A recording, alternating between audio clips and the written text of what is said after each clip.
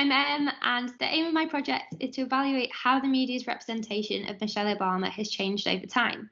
To do so, I'll be looking at newspapers' portrayals of Michelle Obama from the time of the announcement of Barack Obama as a Democratic nominee to the White House to the end of his presidency. I'll be using discourse analysis and investigating the quantity of and the common frames and themes found in articles related to Michelle Obama from 2006 to 2017.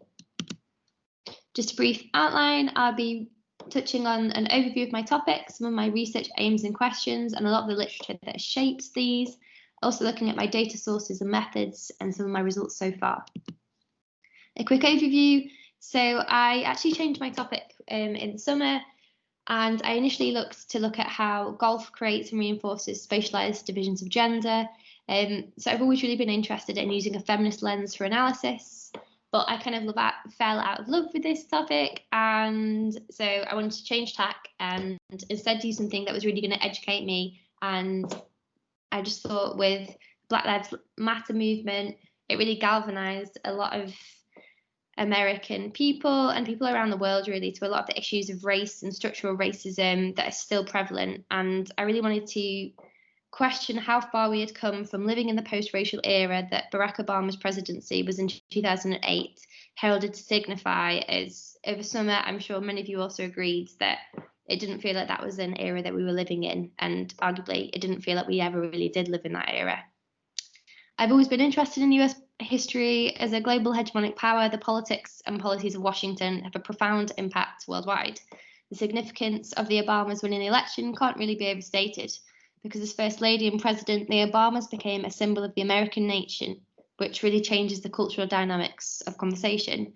And while she's not the politician herself, Michelle Obama is a significant news maker, and she's involved with both political and national discourse. It's no surprise, considering the power and duty associated with the title of First Lady, that scholars have focused on First Ladies before, Michelle Obama included. So some of the literature on Michelle Obama is by Porter and Parks, who looked at images of Michelle Obama in post-racial America.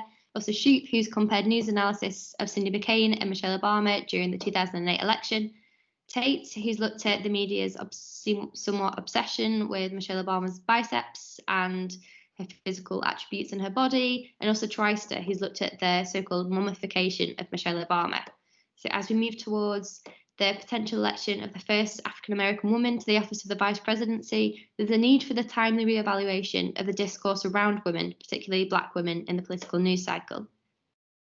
A lot of my work in my dissertation is largely inspired by Black feminism and a lot of post-colonial academics, especially looking at intersectionality. So I've been inspired greatly by Crenshaw and also Patricia Hill Collins. As whilst gender is a category that can oppress, it also intersects with others such as class and race. I started looking at the concept of double jeopardy by Beale, and this is kind of the double jeopardy associated with being both a woman and being Black. And in some cases, it's considered a multiple jeopardies when considering structures of class, sexuality, and disability. Black women are located at a unique location, which is really important to understand and comment on the historical context and structural and discursive legacies of slavery, especially when looking at somebody that's situated within the US. So because of this, I've looked quite a lot to Bell Hooks and a lot of her work, but I've also been inspired by Palmer, looking at how representations and stereotypes of white women are contrasted with those of Black women. To ground my work more so in geographical thought, I've taken a lot of inspiration by McKittrick, especially her work on the cartographies of struggle. So looking at my research questions, as you can see, my first question looks a lot at the racial stereotypes that have been applied to Michelle Obama over the course of the past decade or so. As is noted by Nelson, vision and the visual are Western tools of social ordering and have aided the categorization of Black women into a handful of stereotypes, such as the mammy, the sexual siren, the welfare queen, the matriarch, and the angry Black woman. Racial stereotypes of Michelle Obama are significant, especially when considering that she's the first White House resident to descend from slaves. I'll also be looking at gender and at some of the idealizations of white womanhood, looking especially at the role of First Lady in US politics. So I'll be drawing inspiration from how Hillary Clinton and Jackie O, for example, were viewed by the media, and the discourses around them. The position of the First Lady is one to which many look to both in the United States and also globally for advice and indication on the role of women within society. This is important, especially when considering that femininity and womanhood are constructs that are highly associated with whiteness, as noted by Hull, Goff, and Palmer. The Obamas winning the election is important, as Michelle Obama's presence as First Lady challenges brutal and racist stereotypes that dictate Black women can serve, but cannot occupy the position of First Lady. So as a result of this, I'll be looking a lot at critical race theory as well, especially touching on critical whiteness and Blackness. So within the context of geography, I've been inspired by the work of Bonnet, but also W.E. Du Bois. I'm also thinking of including a third research question as a natural next step for my project, and just as a way to engage in contemporary and future conversations, which would be how can we make media representations less racialized? I'll also provide a critical analysis of stereotypes, how they manifest, and how they are used to depict and change public perceptions. So essentially, by further investigating the media's portrayal of Michelle Obama, I'm seeking to challenge and understand the historically entrenched patriarchal and racialized structures that are reproduced in media discourse and representation. Briefly touching on my data sources, so as you can see, these three publications, Washington Post, Wall Street Journal, and the New York Times, are well established and they provide an authoritative narrative. But even amidst these respective publications, there could be instances of misrepresentation and stereotyping, and so a re-education of these sources may be necessary. To access these sources, I'll be mainly using online archives and subscription to these papers to get the data. My time span for analysis is from 2007 to 2016, which is quite a large expanse of time.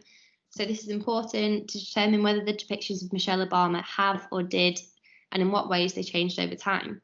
I'll also be using quotes from Michelle Obama's autobiography and her podcast as a prelude to each chapter, just to give agency to her words and create more of a dialogue between how she was portrayed and how she saw herself at the time. I have been largely inspired by Foucauldian discourse analysis and semiotic analysis, especially when considering that the social and political issues are constructed and reflected in discourse, as noted by Paltridge.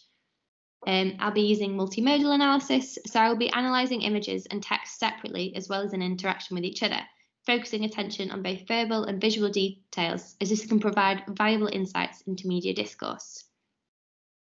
I'm considering and aware of a feminist Foucauldian lens, because feminist Foucauldian theory illuminates how everyday micro-political use of language constrain and enable women through subtle forms of coercion. So some of my results so far and my progress made. So I have moved from content analysis to discourse analysis, as it's a lot more critical and extends the scope of inquiry beyond what is said.